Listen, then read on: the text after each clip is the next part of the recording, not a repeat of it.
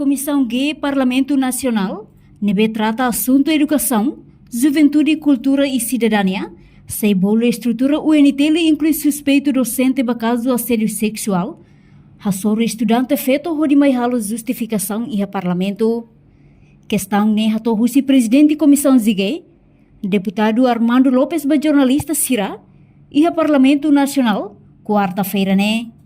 Ni afirma, Comissão simona informação com o assunto ne, no ne Sira 70 colhia o retorno à estrutura UNTL, inclui moça autor da prática assédio sexual refere. Kokotok atau kuala hobe UNTL ho retor Sira, mas ami Sira foi. Seguro Sira mais kala. Am seguro, mas ami bahira mas Sira ami hara tempo.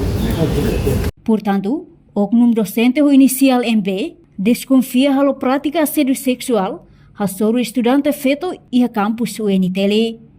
Reportagem de Fifanya de Carvalho, Televisão Timor Post. Janela informação ba emohoto. Atua tem informação atual dia Clio.